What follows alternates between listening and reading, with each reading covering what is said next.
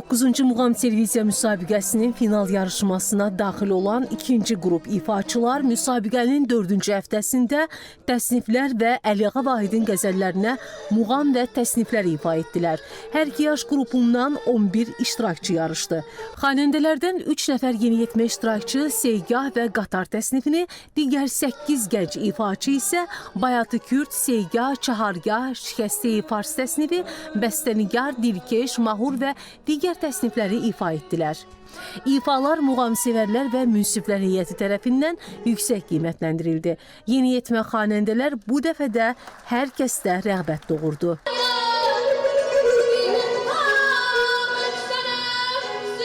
Bugün Seygah təsnifini Neylərəm ifa elədim və münsiflər bunu çox gözəl qiymətləndirdilər, sağ olsunlar.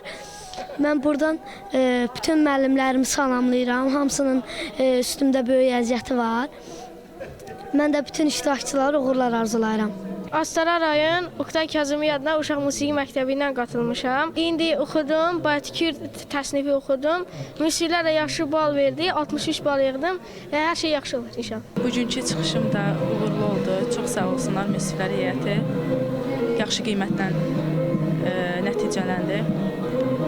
İnşallah ki, o bir həftələrdə də çıxışlarım uğurlu olar. Münsiflərin xoşuna gələr.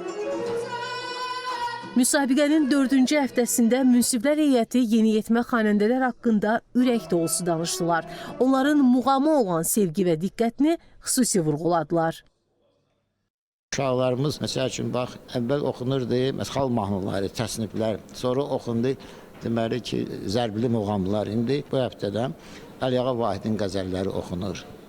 Gələn həftə olacaq Qarabağ şairlərinin. Yəni ki, bunlar ki, uşaqların ehtiyatları çox olsun. Bilsinlər ki, qəzəl nədir, muğam nədir? Ki, muğama bəzək verən qəzəldir.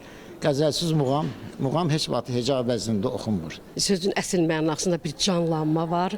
Hətta deyim ki, uşaqlar elə bir ifalar eləyirlər ki, mən deyim ki, böyüklər də onlara baxıb cəsarətlənirlər. Ümid eləyirəm ki, yenə də davamlı olaraq bu belə davam eləyəcək. Yenə də yaxşıların yaxşısı qalacaq. Hər kəsə uğurlar arzu eləyirəm.